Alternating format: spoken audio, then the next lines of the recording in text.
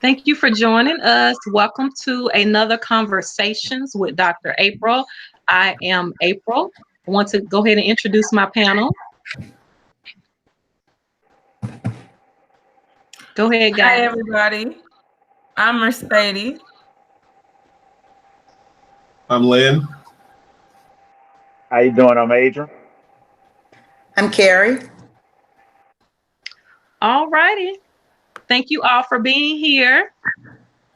So today, my first question is, what is your advice for independent women and independent men that have been successful on their own for moving into a relationship?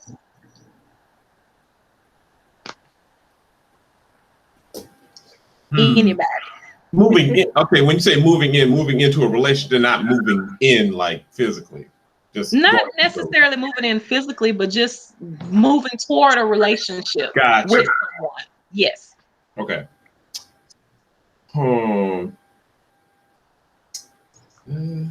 Well, one of the things I always advise my clients to do is to look for yourself in the other person.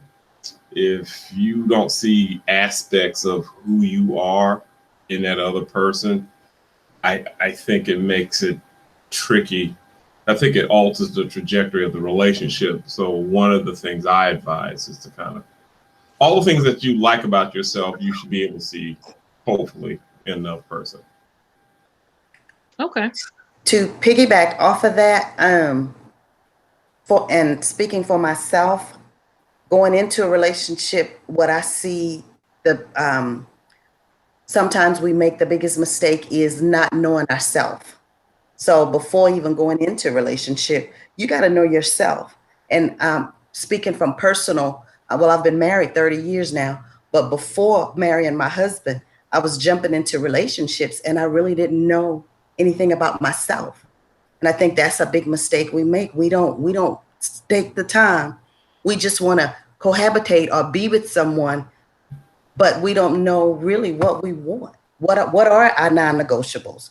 What we like and what we don't like. What will we accept? What we won't accept. So get to know yourself first before even thinking about a relationship. I don't think we do that enough.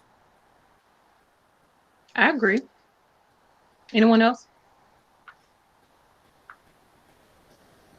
I think a person coming in from being independent, it's kind of people be stuck in their ways. So how you say you can't teach an old dog new tricks. So it's like when a person coming in independent with their own thing, it's almost an ego trip on yourself. It's something that you'll have to do on your own. You gonna have your do's and don'ts and the what else and what I can't deal with. And I think a person's temperament is a little shorter than, oh, I mean, I do this on my own. Um that's a tough one for me. Why do you feel like it's tough? Like, because if you have someone, let's say, you being independent, you the man, you have been on your own, doing things on your own, working and cleaning up your own place and all these things. And then you have a woman that's equally independent, that she's been handling her own, taking care of her own. And now you're coming together in a relationship with another person. So how does that look, or how do you, as those both independent counterparts, have to be able to maneuver or understand, like Carrie said, understand yourself, number one, but what are you willing to give or not, so to speak, moving into this relationship? You have to compromise. You have to Exactly. compromise. You have if you're not able to compromise, it's gonna be tough because you have two independent people. So not necessarily saying it's headstrong, but like the old analogy of saying, too many chiefs, no Indians. Mhm. So you have to be able to compromise because there's going to be a lot of things that you've been doing on your own and your significant other been doing on their own for so long to now when you're in a relationship, you know, you got to almost kind of scale back. What I have learned in 30 years of marriage, it's not about me. It's about that other person. Absolutely. Too many times we go into marriage thinking about ourselves, but people don't realize, marriage is not about you anymore. It's about that other person. And I've learned when I strive to make my husband happy and meet his needs, yes, I got to get my own needs met too. But when I strive to get his needs met and he meets my needs, then there's a bridge there where we can learn to work together. But I totally agree with the brother when he says lots of compromising. When you got two independent folks coming together, there has to be lots of compromising. But lots of times we don't want to compromise. It's so new. Oh, I've been doing this on my own forever. I don't need him or I don't need her. But if there's no compromising and no thinking about myself and thinking about the other person and that other person thinking about me, it's not going to work. Yeah. Okay. Mercedes? I agree with everybody. Everybody saying what I was thinking. It's the willingness to compromise and sometimes that denying of yourself in order to meet the needs of the other person.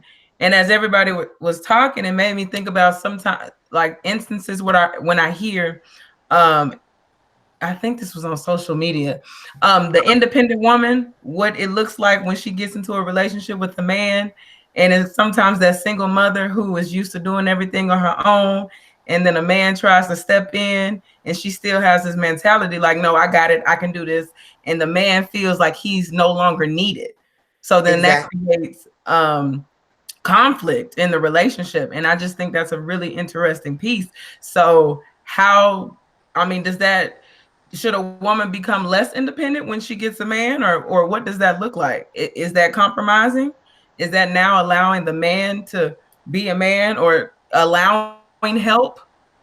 So I think that's very interesting to think about. That's another aspect of herself. Yeah, I guess, Lynn, like from a man's standpoint, like what do you think? Because I think some men are actually turned on by the fact that the woman is independent. Now, some men may not want their woman to be too independent, but some men actually want their woman to be independent, that she has something going on, so she won't be all under him all the time. So, I mean, Well, what do you think? it depends on how much of it depends on how much he's been able to leave home. Parentification, spouseification, can you put some distance between you and the home you came from, because the relationship is breeding grounds for the replication of childhood crap. Yeah. And if you haven't dealt with it in a manner that is consistent with being in a relationship, then you are going to be in for a really rough ride. So one of the things I talk to my clients about is that you are responsible for your own happiness. Exactly. You can't, if I can't make me happy, then you can't really make me happy Exactly. either. So one of the principles that I think is really necessary to know for yourself is, how do you love yourself? Exactly. That's exactly where I was going. It's self-love again. Going back to self. If you don't know how to love yourself, it's going to be really hard to be in a love relationship, because I'm going to make you take care of me. And I'll wait for you to take care of me. And here comes up all my childhood stuff. And I'm going to pour that into a relationship, and I'll try to pick up right where I left off from my family of origin. So one of the things I always look for is sibling order. No one talks about sibling order. You firstborn, secondborn, only child, baby. I know I'm in for a fight when it's baby, middle, or firstborn. Those are all rank and sex problems. So if you firstborn and I'm firstborn, we both used to big ball and shot calling. right? So when we come together trying to merge these corporations together, you're going to have to leave that big ball of shot calling outside the door, because we're going to have to form something that's going to be for us. So to the degree in which you are able to resolve leaving home kind of determines the trajectory of the relationship. That makes a lot of sense. But I guess leaving home in the aspect of what if you are still, having to care for that parent after you've left home. You have those situations to where you're the partner, you're trying to build something with your significant other, but then you have, you're still trying to help mom get on her feet or help her pay her bills or, something with dad or whatever the case may be.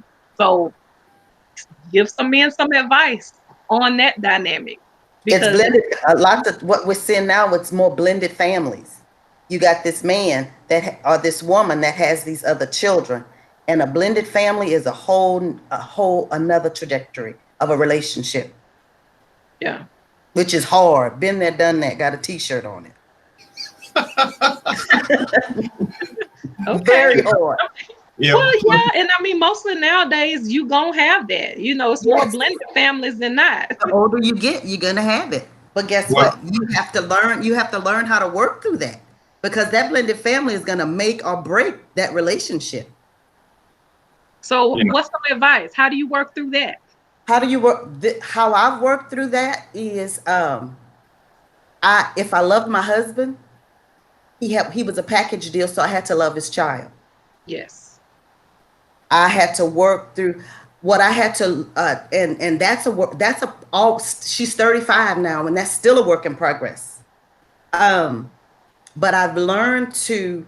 I wish hindsight is 2020. I wish I would have the way I am now, where I stood back and just watched. I came in, I was a baby. That I was a baby, so I was used to just getting my way and doing things. That birth order, that's key. That birth order, plays a lot, because I'm the baby of four girls. So I came in having my way, telling my husband what to do, and you know what I'm saying. And I had to learn. yeah. You know what I'm. It was a mess. But God, 30 years later, I'm still standing. Wow. But I had to learn. Now I just stand back. I came in wanting to be Miss Good Thing, doing everything for everybody.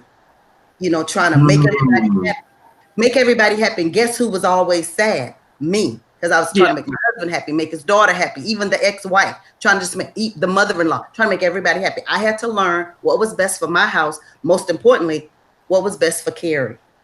Okay. Caretaker. You the caretaker, huh? Caretaker, bam. Bam. I was definitely the caretaker. Not no more. Okay. Well, Not Mr. anymore. Hilton has joined us. Hilton, I know you talked about last time about fixers, being a fixer in a relationship. The question that we posed this time was, what is your advice for independent women and independent men that have been successful on their own for moving toward a relationship with someone else? Okay, ask that question again.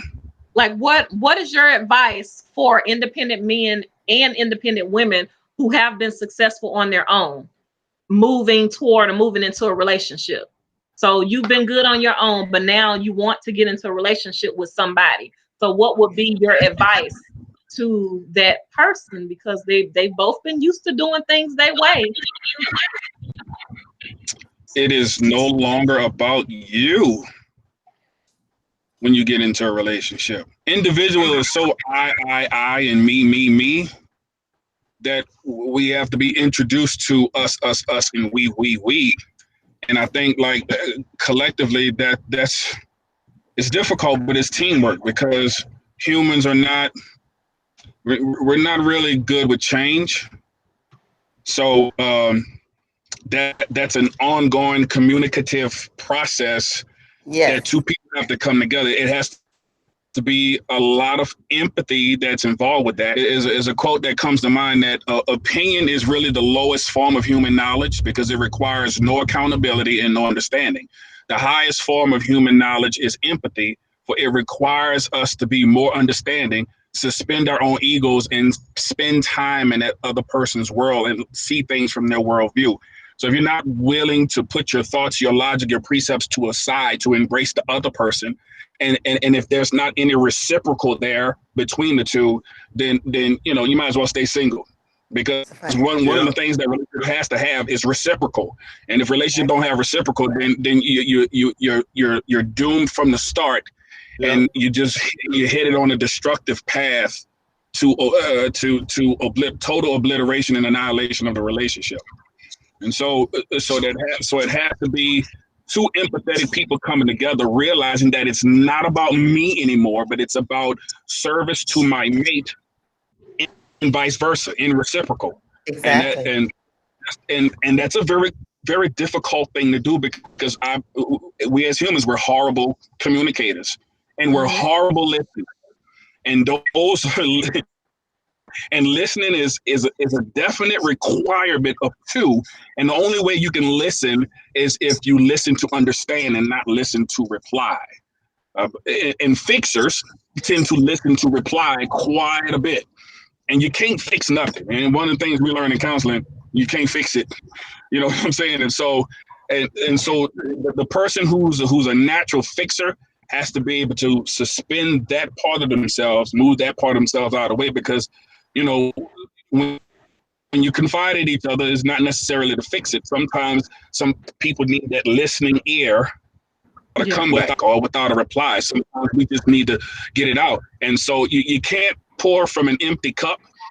And so the fixer eventually is going to wear themselves down and wear themselves thin, and they ain't have no more to give. So, because you can't pour from an empty cup. So there has to be reciprocal there, so that when you pour out, the other person can replenish you in reciprocal. So that's my advice. But I know you guys talked about compromise, and I think that's important, a lot of compromise, but also setting boundaries.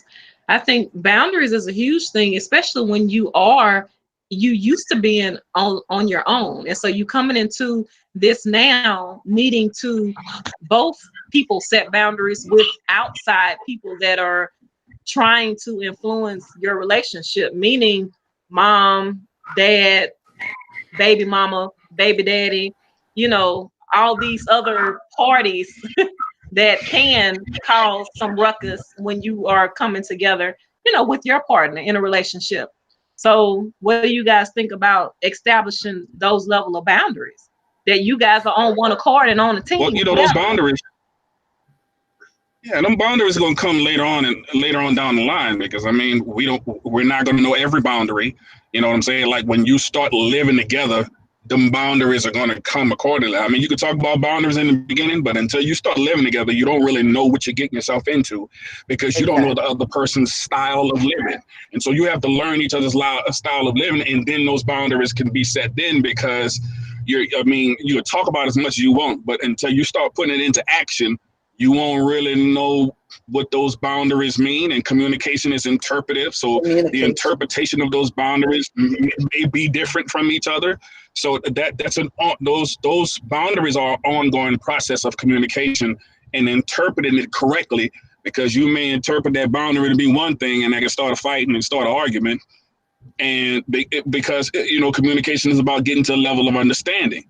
And so if I don't interpret you correctly about the boundary that you want to set, that's still an ongoing process. Sometimes those boundaries, you know, they're going to come up 7, 8, 9, 10 more times, because, you know, the boundaries got rules and regulations to it that have not been verbalized in the beginning, you know. So, you know, the boundaries are a definite thing, but all the boundaries ain't going to come out in the beginning. Them boundaries is an ongoing process. Ongoing. They keep coming up, even after 30 years. They keep coming up. Yeah. Absolutely. Keep coming up. So, you know, keep coming up. My story from last week, you know, I got two 15-year-olds, you know. Ooh. And so my wife making that adjustment after I did what I did, you know, I got two 15-year-olds and they're not twins. And so, and I'm also a child of 18, and I don't know what number I am, because, you know, my daddy was a Rolling Stone. I was a child that was born out of adultery. You know, my mama was cheating on my stepdaddy. I got my dad's first name. I got my stepdad's last name. So, you know, hey, it's all about making adjustments. Wow. Because, hey, I am a child that was born into adjustment. All right, I see Sarah, but Oh, I just had to point that out. That's all. oh okay. I'm sorry. I didn't. Okay. You know, My thing is, sorry about that. with my thing is, with all of that going on, and with this question you pose, I earnestly think you need to have counseling when you're in a relationship. Out the gate. You need to Oh, have counseling absolutely. out the gate. If I knew then what I know now, I would have fixed Carrie first, because Carrie was screwed up. I was like you, Frat. Carrie was so screwed up, and then my husband was screwed up. So you got this crack egg. You got one crack egg and another crack egg coming together, making these little bitty crack eggs. Making scrambled eggs. Scrambled, exactly. You got scrambled eggs, and then you got this other crazy crack egg, the ex-wife, and then they got this little scrambled egg. So it's a mess. So I think what he was saying, it has to be everybody said it has to be compromising boundaries. Those boundaries continue coming up even after 30 years of marriage. With a 35, my stepdaughter's 35. Boundaries still coming up. My husband we bought computers for the kids just recently, and he took it upon himself to tell her, "Oh, the computer's from me." I'm like, "No, the computer not just from you, brother. The computer from both of us." So let her know. She has to realize. She can realize that I've been with your dad for 30 years, baby. Yeah. And my husband has to realize you need to always include me so she can change her mindset. Yeah. My daddy doing everything. No, it's not your daddy doing everything. It's your daddy and his wife doing that. Yeah. So it's a lot. It's a lot. Oh yeah, it can be tough. Newsflash though, we all screwed up. Yeah, we're all screwed up. That's the newsflash right there. Exactly. All of us are screwed up. Yeah, we got issues, no doubt. And if we can get our people to embrace, we have to get our people some way, shape, or form to embrace counseling. Yeah. For themselves and for individually and collectively. And that's still a battle. That's a battle. We've come away, but we have so far to go because we're all screwed up. Yep. Intergenerational pathology continues to roll down the hill, and it passes to the kids, and the kids watch the parents as role models. So whatever is going down between the parents, the kids will actually absorb. And if there's an intimacy vacuum between this man and this woman, these kids will try to fill that vacuum. Yes. So one kid will be a superstar, one kid will be a caretaker, one kid will be highly religious, one kid will be very rebellious, one kid will be a scapegoat. Yeah, but one kid will be on drugs. I mean, you got that too. Yeah, so you got this intimacy vacuum, and these kids are trying to scramble to figure out what does this man, what does this woman need to stay together. So if daddy cheats on mom or mom cheats on dad, one of these kids may become highly religious because what this family needs is some morality. And I'm going to be the kid to bring in. And you hear these pastors say, "Oh, I got my call to the ministry at a very young age." What was going on in your house at a very young age? So that kind of intergenerational pathology, if someone doesn't fall on the sword and kind of like put a stop to it, it'll just keep going downhill. Unfortunately. You know, also as a parent, what I've learned with my children, I don't care how hard we try to give them what we did not have, or to give them that emotional and mental. I mean, being that I've been a counselor for 20 plus years and trying to give my kids the emotional stability and the mental stability, they always come up with something they're missing. They still come up with something that they're missing. Yeah. Something we don't in my have husband. Yeah, and I mean, we don't have all the answers, but a lot of times we can catch stuff early on, and we can, go about trying to find and help our kids with finding resources. A lot of times we in the Black families, you feel like you know it, or you don't want people to know your business, or you don't want, you have these secrets. So you, even though you think or you say you're doing everything you can, you really have not done everything you can when you go back to thinking about it. In the very beginning, when you first started seeing these issues with your kids or with your family, what do you do, or what have you done to address it early on? A lot of times, nothing. And if we've been honest. That's where I fell off with my 24-year-old son, because he has this 139 IQ. I thought he was fine, but he was not fine. He was too smart for his own good, still too smart for his own good. Now we're struggling mentally and emotionally with him, and I wish, hell, I've been doing this for 20 plus years. I should have had that boy in some counseling when I realized what kind of IQ he had, but I didn't. Yeah, emotional and intellect aren't necessarily right now, because he has no social skills. He has no social skills. We're struggling. I need to probably have him to come see one of you guys. Has been assessed for Asperger's? Guess what? I really think so. One of the therapists saw that. Well, no, I'm blind. It was one of my cohorts said, Carrie, have you actually had him tested for Asperger's? And the psychiatrist that he was seeing, because my son had a full nervous breakdown where he went into the hospital for 4 weeks, and we're still dealing with that now, y'all. It's been a road. So, and I'm just Asperger's. I saw that, I see that, but how do you get him tested for that? I asked the psychiatrist about it, and he's 24, so he doesn't want me to do that in his business. So that's the fight. Yeah, but she can refer him over to the Centers for Autism, and they do those batteries of tests for the Asperger's, for everything that's on the spectrum. So, because I saw it's, to me, I see the Asperger's, autism, one of those two. I see that. Yeah, he's high functioning. So I mean, it's just that. Yeah, that assessment will be really. I mean, and there's a plethora of resources. I mean, even monthly checks, so that they can live on their own and do their own thing, and have a person come and see them from time to time. It's a lot of money out there. I know somebody who done it with their son, and she went through a labyrinth to get that money for him, and he's doing his thing on his own. And he graduated from Xavier with a biology pre-med. He's a biology pre-med major. He's very intelligent, but guess what? Intelligence, you got to have some street smarts. Yeah, but unfortunately, a lot of these kids now, they are really smart, but they don't come with common sense. Jesus, none. Yeah. So I need to get with you guys, because I would really need I need some resources to try to get him some other help. Okay. So going into our next question. So what are some tips and tools on maintaining a happy relationship during this pandemic? Are they in the same space or in separate space? Both. Same space, I gotta have separate space.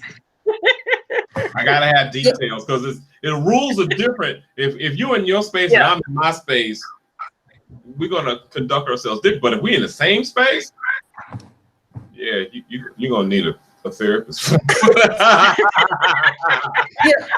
I've been hearing people complaining about not getting along with their mate, and my husband didn't work for, I want to say, a month with my school, with my my old school district, and we were enjoying being in our.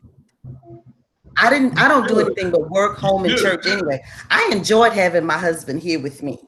For that month. Now, mind you, I'm in this bedroom. This is where I do my work at, my bedroom. He is in his own office, so it's not like we share. We both in the bedroom, because probably somebody would be dead if we were both in the bedroom all the time. He's on his side of the house, I'm on my side of the house, and we enjoyed. And then when we met up in the middle, I enjoyed every bit of being with my husband in this pandemic. So what tips, Carrie, would you give then? Since y'all are good, what tips would you give Like people. I heard one of the brothers say, just he has his thing and I have my thing. And then we have this thing where we come together. So I'm not totally dependent upon him to meet all my needs. Yeah.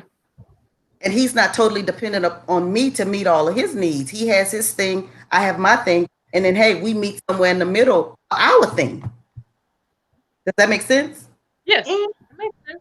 So and we, I mean, I I asked my husband a while back. I said, "Are we strange?" Because a cold winter day, I'm at home. If once I have left school and came home, went to church and came back home, me being in my house in front of my fireplace, enjoying myself, I'm content. Yeah. So is my husband. Now, thank God he's not somebody that has to be out and about, and I need to be out and about and doing stuff. We're content at home. Now, Yeah. there's other people. There are other personalities that I've heard my other girlfriends saying, "Oh, he just want to stay home, and I need to get out, and I need to meet people, and I need to see people." Well, that's you got to compromise with that. Right. Right. Yeah. I mean, there's the introvert thing, then there's the And the extrovert. extrovert, exactly, So, say I'm exactly, introvert, so I can stay in the house. I ain't got to open the door for the next 10 days. I'm good. exactly, So, exactly. so this is why I try to tell folks, to you have to kind of find somebody. Well, it depends. For me, I'll talk about me. For me, I want to be with somebody who's like me. I'm probably better with another woman who's kind of introverted, like me. So we don't have this polarity, that opposite track thing. And dang good, because it's going to show up and it's going to blow up because if we're on the You allow it. You gonna show up and blow up. So I like that. Show up and blow up. It is. It is. yeah. Now, I do. I wish and we're getting better. I wish he was a little bit better emotionally, and he's working on that because he's blue collar. I'm white collar, and he's working on that. We've done the love language thing, and we're working on. He knows what I need, and he's better. The brother working on it. So as long as Yeah. I know you're working on it, you're good with me. But if you ain't working on it, then I don't need you. Right. So So one that's of the things I probably prescribe for couples is to do the Myers-Briggs and kind of see where they fall, personality wise, because there are some personalities that aren't really good matchups, and then there are yeah. some personalities that kind of gel with one another. You definitely want to kind of know that because, again, couples, as an individual in a couple, I am responsible for my happiness. And if we both go into it like that, where I'm not holding you accountable for taking care of me, you can make anything work from that point because that sets up the reciprocity. We do it because we want to. Yeah. I like that. I agree. Yeah. I like that. I like that. I think Adrian. patience and restraint. Patience and restraint. Y'all can hear me? Okay. Yeah, I can hear you. Okay, When you say okay. restraint, what do I you mean think patience restraint? and you know how you just said, Miss Carrie, and if y'all was in the same room, y'all probably kill each other. It's points like those Uh-huh. boundaries. You know what I'm saying? You have patience. You said some of your friends, they sit back and like, man, how does that happen? That happens with experience. Y'all have been around each other enough. You get some people that have been with each other a few months. Some people that have been in a few years. Some people, fortunate enough to be 30+ years or whatnot. So you have to have a lot of patience, especially during this pandemic where you can do other things to deflect from I ain't got to be in the same room with her. Oh, it's Sunday, it's football season. Things of that nature. As far as when I mean by restraint, it's gonna be little things because y'all both being crammed up in this space, shelter at home. So it's certain things that you're gonna try to avoid. I may be the one be trying to start an argument, or you may be the one trying to start an argument. So it'd be like, hey, hey, hey, now, you have your introverts and extroverts that that don't want to be around anyone, or definitely needs to be out and about. You done did social media way too much. Now you need to actually see somebody. The TikToks that got old.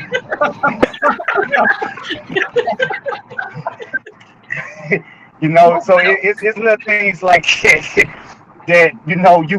You steadily just coming with it. Like, all right.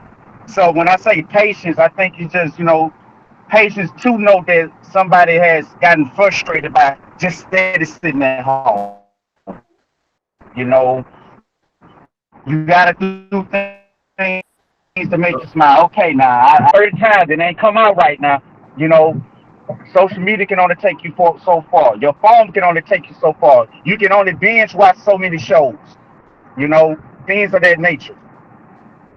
I guess what about people who uh-oh, somebody mute.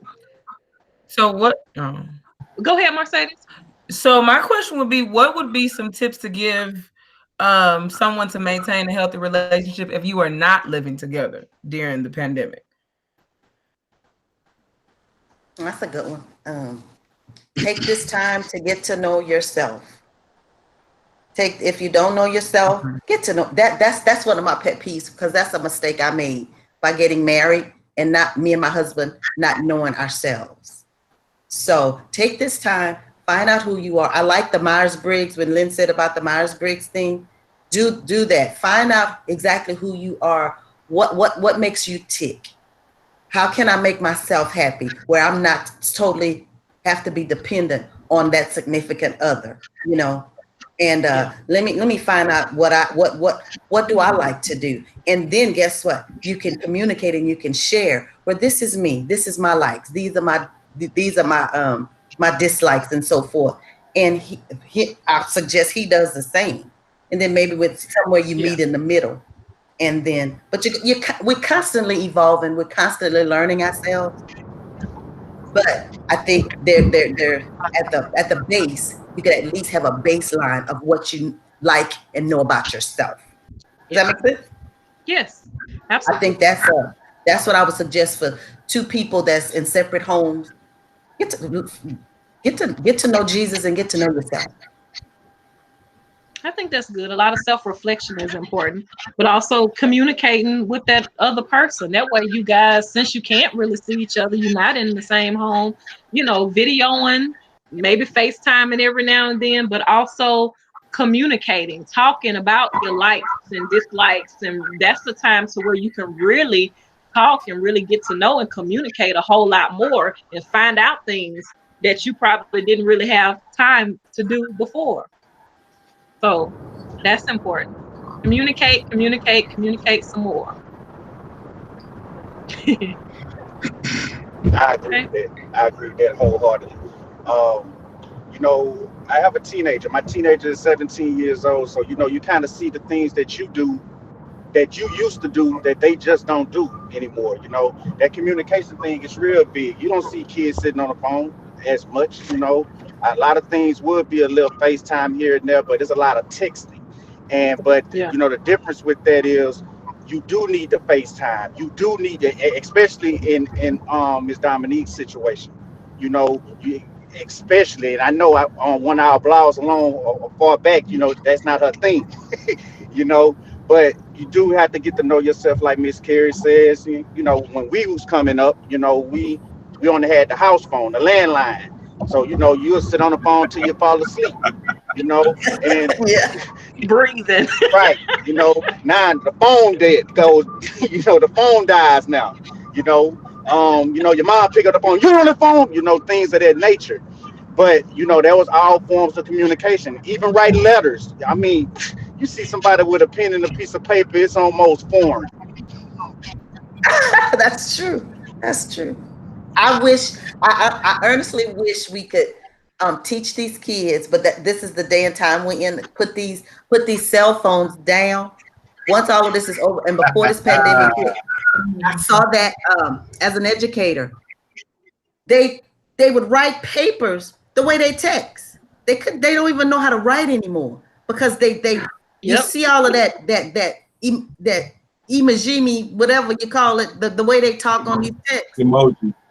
on an English paper. And I'm like, that ain't working. No. You know what I'm saying? So the communication in this age of technology is ruining and hurting this generation. It is. I agree. Yeah. So I can say one thing. Uh, don't ignore little things, the things that get on your nerves before the pandemic started, but you just ignored it. It becomes big things Mm-hmm. now that you have more time with each other.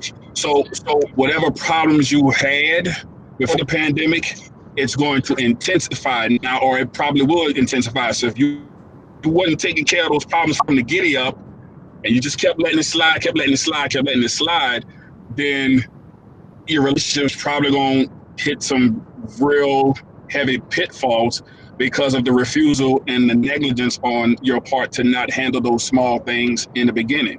You know it got on your nerves, but you just let it go because you didn't love. That's all right. That's so cute. It ain't gonna be so cute. Not once you get together. So yeah, communicate. Right. So start addressing those small things that have become big things, because because now it's probably gonna be harder to break that habit of all those small things that's been happening, that's been getting on your nerves about each other. Mm-hmm. And Well, and so that could be one of the reasons why Miss Carrie and her husband get along quite a bit, because they address that stuff. Experience. well, when Yes, sir. the hormones wear off, because at first it's all hormone driven. Oxytocin, vasopressin, epinephrine, dopamine, serotonin, all of them love hormones. It makes you not defend yourself, and it makes you uh, very pliable. And because that's Mother Nature wants babies. Okay, so when you're all geeked up on them hormones, you ain't really thinking straight. You on the phone to 4 o'clock in the morning, talk about you hang up, no, you hang up, no, you hang up. That's hormone. The grind of the relationship comes when the hormones are all worn off, and then you're going to find out just what kind of relationship you're in, because now it's not driven by being all geeked up. And I it's one of the things I look for when couples come in. And well, how long y'all been dating? And that hormone phase can stick around for a minute. It was the reason you were supposed to have sex before marriage, and that I'm almost willing to bet that's probably one of them. So Yeah. what I assess for is how, are they in that honeymoon phase of the relationship? Because you're right, when that stuff starts to wear off, leaving the toilet seat up ain't so cute no more. Yeah. And if you did it in the And beginning, that's why relationships are not working, and that's why the divorce rate is so high, because they get caught up in that honeymoon state. I call it the honeymoon state. But after that stuff start wearing off, baby, you got to live with that brother, and he ain't it. Well, that's You why got to start it's learning. important in the beginning. You need to communicate and figure out what your non-negotiables are. Some people may not care about, okay, well, he leave the toilet seat up. I don't mind. I'll go behind and put it down. But if that's an issue for you, maybe you need to tell him, hey, brother, you keep leaving the toilet seat Yep. up. That's And something I'm that's a calling problem. in. Been there, done Make that. I'm sure calling you in. put it down. Exactly. You bring it up when it's an issue for you. Don't wait till now. When y'all was dating, you was putting it down, and now you married, and now it's a problem for you when you're talking about it. No, it was a problem when you was dating, but you never addressed it. So address it then when you see the issue. Especially to a man. Yeah. Especially to a man. Because we're gonna cover the surface. It's the inner part that we become, we kind of block out. So if it is Okay. something like the toilet seat, and you mention it like in passing, like, I see you left the toilet seat up, I almost fell in it, you know, and we just laugh it off without you actually saying, hey, you need to start putting that toilet seat down. We get on it. So 1 hour situations before, we talked about that in terms of almost got to explain to you in detail how you want it done, because we'll do it, but we're gonna do it to our, like, to you know, whatnot. You might want all the books on the left side, but we stacked all the books on the right. You just said stack the books. Preach, You know, you preach. just said stack the books. So once I stack the books, you know, I don't need you to come and say why you ain't put them in alphabetical order. I listen. You said stack the Okay. books, lady. You know, so Yes, stack the once you books. let us know things like that, it's usually, I mean, it usually will work, you know, organically. It'll happen, you know, because we're trying to avoid that coming back up again. But what happens Mm. is you do wait till you get married. You do wait till the honeymoon stage and wore off, and now you want to tell me everything you don't like. You ain't had no problem with it when we first hooked up. When I used to kiss you on your neck, huh? So Yeah. that's what I meant with it. I feel it all in Well, my spirit. I mean, men compartmentalize. Mm-hmm. When you open up the mind of a man, you see these little boxes. And there's a box for my boys, there's a box for school, there's a box for my wife, there's a box for my dog, there's a box for my job, and none of my boxes touch. Touch. Right? You one track mind, you hear it all the time. Well, I'm in that box. Exactly. Yeah. If I'm out of that box, that's going to require some skills. So when you look into the mind of a woman, She it's like multitasks. a big ball of copper wire, and everything is connected to everything. It's all, I mean, stuff that's from left field. Like, where do you get that from? I mean, well, this is related to this, is related to this. Well, how do you get that? It's all related into, you know, when in a woman's mind. So you have to have a Lex, fundamental understanding of how The men's brain work. minds work and how women's Yeah. minds work. You have a fundamental, the and most folks don't. complexity of it. They don't have killer. But you know They what? It's a don't, really and they good don't book. have a clue because It's a really good book that explains that. the body. Sorry. I have it. The, It's the body. The body keeps the score. Is it the body keeps the score? The book you're talking no, about? it's the men are like waffles, women are like spaghetti. Oh, okay. Yeah, so he talks That's fun about facts. the women. He talks about women spaghetti kind of navigate multitask all over the plate, but Multitask. men compartmentalize and they're like boxes of the waffles, and so they're functioning in one box at a time. So the book breaks it down perfectly.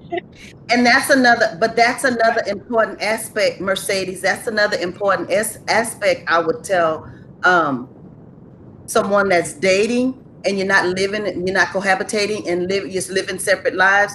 Get to understand that man's brain, and that man needs to get to understand your brain. That's another, I think that's some other homework that you would do as well as a couple. Because something I didn't do. I did not understand how my husband's brain worked, baby, because it works differently than mine. But now I see how it works. You know what I'm saying? So I think for anybody that's not married and you embarking upon a relationship, I think that's homework that you need to do as well. Getting to know the functionality of that other person's brain and how it works. Yeah. You know, I think one of the things, if you're a part like that, one of the things you can focus on is finding out their family background. Oh, bam, genogram. So Genogram, yes. were you raised on survival or were you raised on love? And all too often, these people are often attracted to one another because they see in one another the things that they, you know, can fix, or, you know, it's just, you just fit. So if you raised on survival, you're going to be attracted to someone who's raised on love because you ain't never got that. You're going to want that. You're going to need that. And person who's raised on love wants to help the one who's raised on survival. I mean, you know, or if I can love you through it and all that stuff, you know. You gotta find out each other's family backgrounds. That's mad. I think it's critical, because if you can't get along with his family or you can't get along with her family, I don't think you should probably get married, to be honest. Exactly. Right. A therapist that will do a good, it's called a genogram, that does a really good genogram. Yep. Right there. Yeah. And finding out about, he finds out about your background and so forth and so on. Yeah. Now that one will definitely show up and blow up. That family background stuff. Yeah. Ooh. Woo. And if Yeah, you that's don't a lot. communicate, But see, all that if you needs to be don't, discovered. You're right, before the marriage takes place. yeah, And that's why a lot of I'm a firm believer that that's why a lot of these relationships are not working and why the divorce rate is so high, because we don't do this detective work before, we don't do the work before we say I do. And Well, I people wish I don't would have done the communicate. work. Folks don't communicate. They're scared to communicate with their partner. That's why a lot of couples come to counseling, because they don't know how to talk to each other. So they come seeking some help and guidance on how do we communicate with each other. It's couples that come and they've been together 2 3 years and never discuss finances. Well, how do you get stuff paid if y'all ain't talking about how the money work? Like, who do that? But it's people that have time. Exactly. Well, we just don't discuss it. It just understood. No, you need to talk about it. That's important. But it's people are scared to talk to each other. yeah, that's hard That's the though. thing. You talk about, I ain't had to deal with that growing up, so why I got to deal with it now? I don't deal with that. No. You I better mean, deal with it. I think with this generation, you see when you see a couple that's been together 5 years, whether it be in a relationship as boyfriend and girlfriend, they ain't reached that pinnacle yet. But when you see that, it's like, dang. But then when you hear about your grandparents, your aunts and aunties been together 30, 40 years, it's just like, whew, how y'all do that? But I think in this today's generation and things that's going on nowadays, it's the microwave effect. You want that fast food dinner, you don't want to let it cook and marinate. Yeah. Yeah, Well, I agree with that.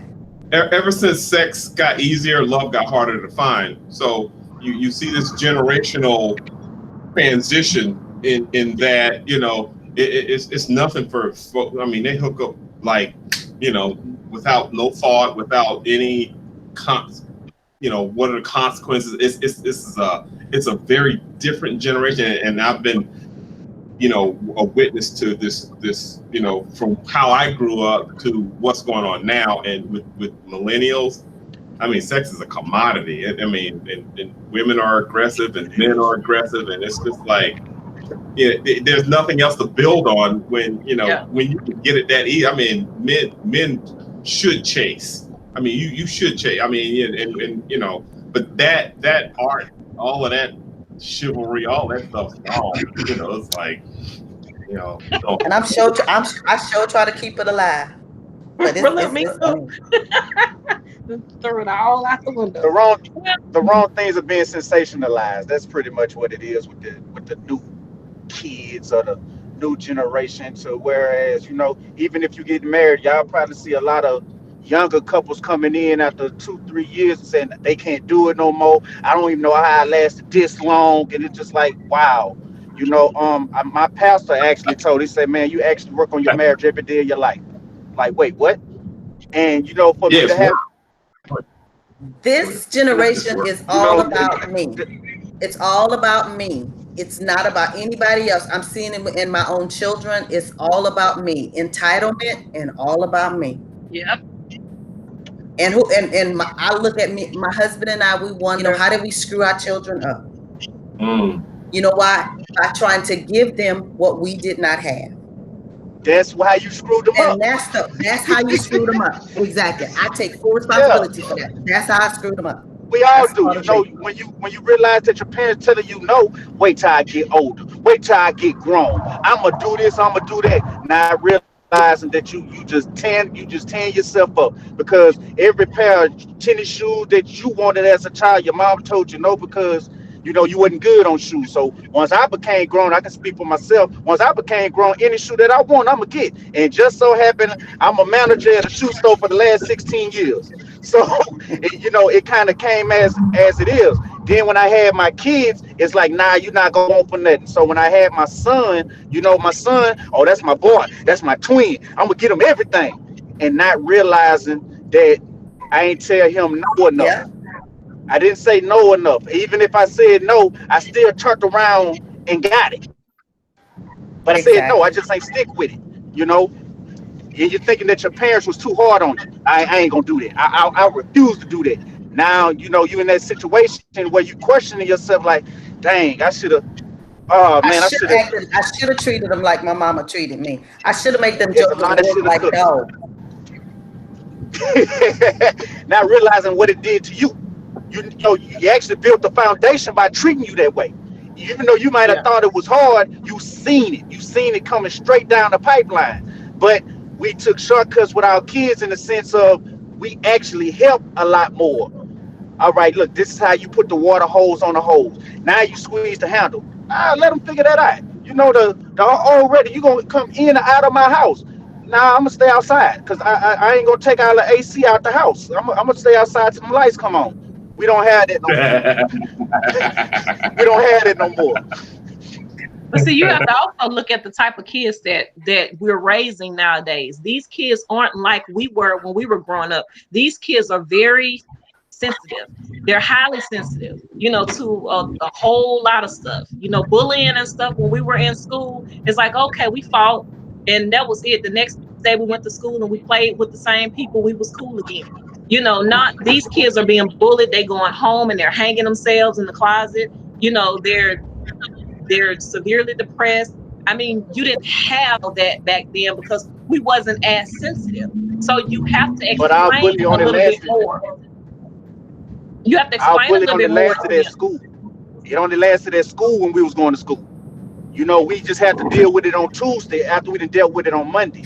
These kids are dealing with the same thing as soon as they get home because they pulling out their electronic Yeah. smartphone and now they send a tweet or text or whatever the case may be. You can put it in a group chat. So you're gonna see it more now because when look, we was actually sheltered from that because we didn't have that.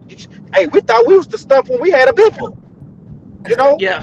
Did it? I got a quarter to go make this phone call. So Yeah. nowadays, yeah, the kids of today are very fragile because they got it constantly. They got it constantly, and then some parents, whatever the case may be, don't have the resources to continue to just to check on their kids. Seen a little girl during this pandemic. I think she was in Baltimore, 12 or 13 years old. She couldn't deal with it. She hung herself. Sad.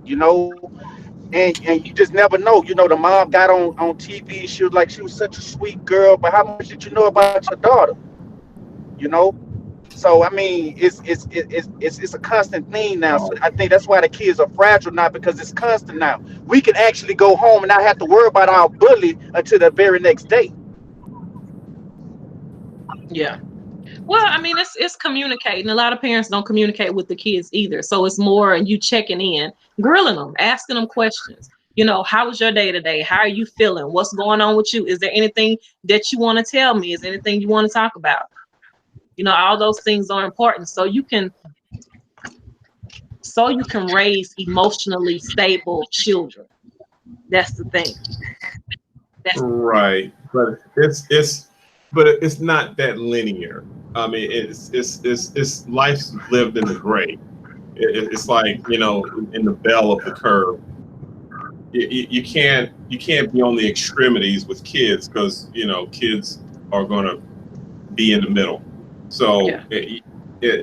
I'm not saying that you got to be their friend and stuff, but it's got to be an approach that encompasses where they're at, their age appropriateness, how they feel, what's going on with them, because most kids they're relying on their peer, they're getting their ideas from their peer group. So to the point where you can supersede the peer group, do you have more influence over your kid than the peer group? And that's a really tough part to navigate because peer groups are very, very, very powerful. Yeah. I agree. Yeah. But once again, that's when you have to instill in your kids to be emotionally stable. And how you do that, you sat down with mine from an early age, my son.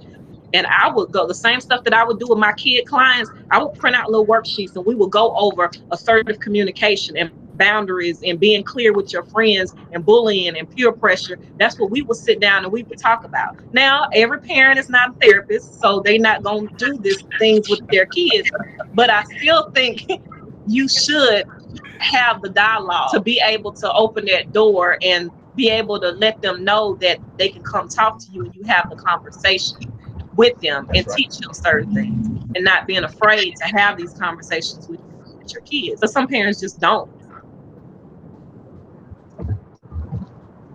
I mean, but it's a little different now because 81% of black boys are growing up without a father.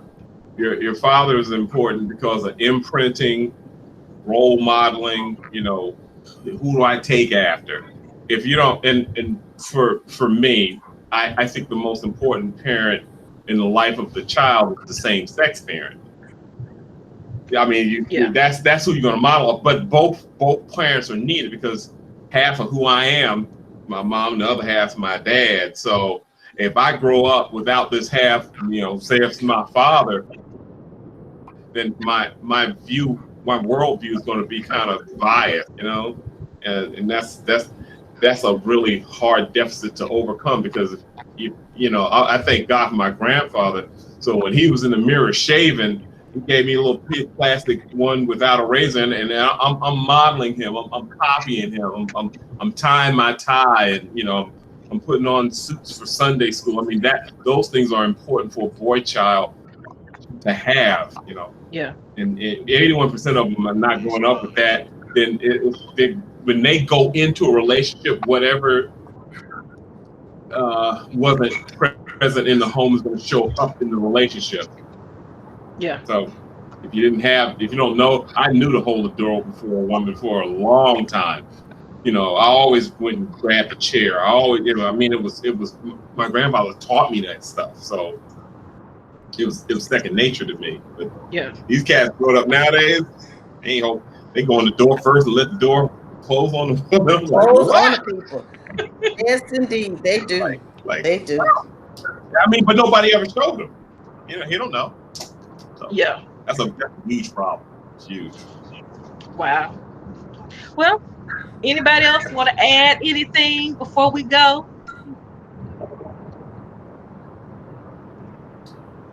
Okay, I'm gonna throw in this one little piece about my dissertation was on narcissism, and I think my dissertation title was "Can Narcissism Influence Divorce?" Everybody goes, "Of course, narcissism influences divorce," but I actually got the numbers. I found 3,000 narcissists, and I got this database and numbers and all this stuff when I compiled it.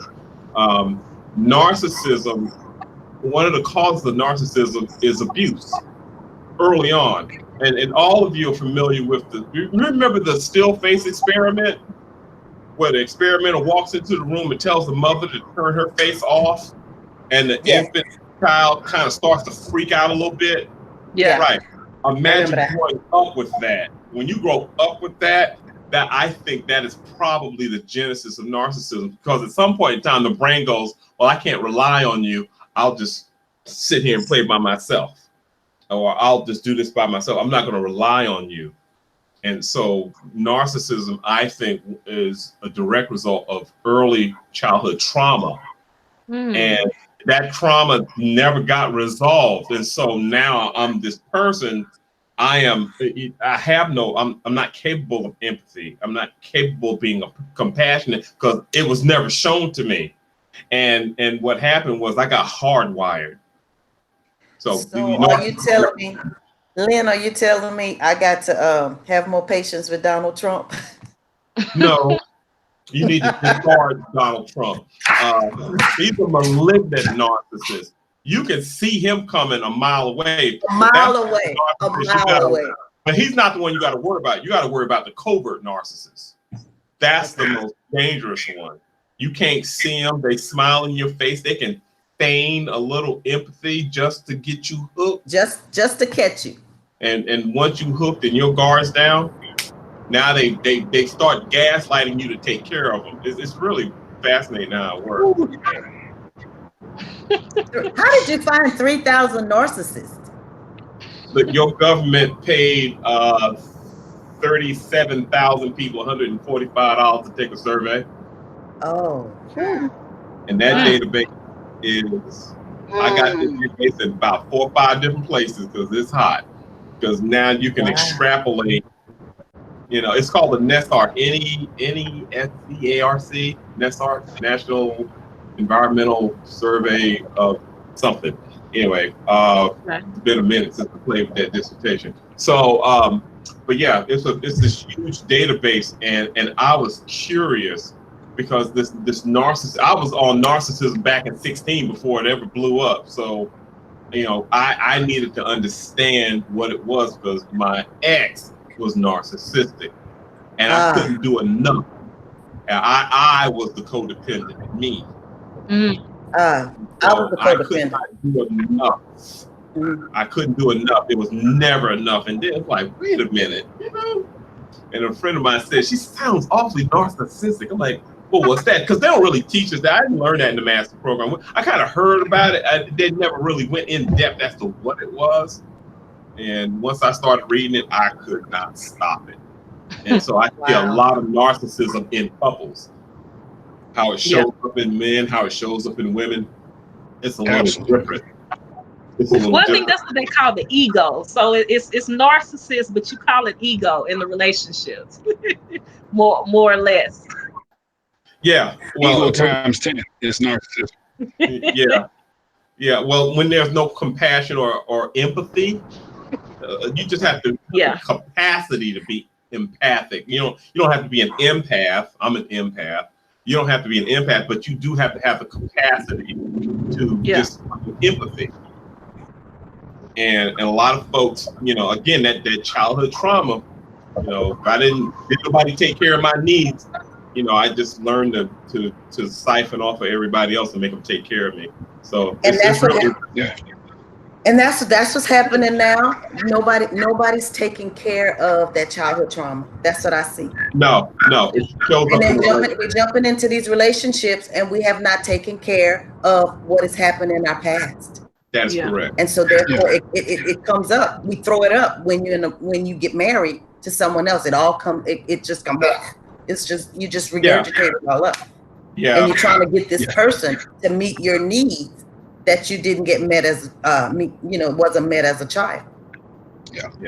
Well, they call them adult children. So, Yeah. and adult children Yeah. present very differently in Black couples. Yeah. Mm-hmm. Mm-hmm. Yeah. Mm-hmm. And there's no age limit on those adult children either. It's sure not. Oh No. no, Age does not equate maturity. It does not. Yeah. nope. That limbic system get damaged pretty well in their child. When they get abuse like that, trauma like that, it damages their limbic system quite a bit. That Absolutely, amygdala and hippocampus. Yeah. So absolutely, absolutely. yeah. Yeah. Wow. Well, we're gonna end it on this note, guys. Wow. Great information. Wonderful panel. Thank you guys so much Sure thing.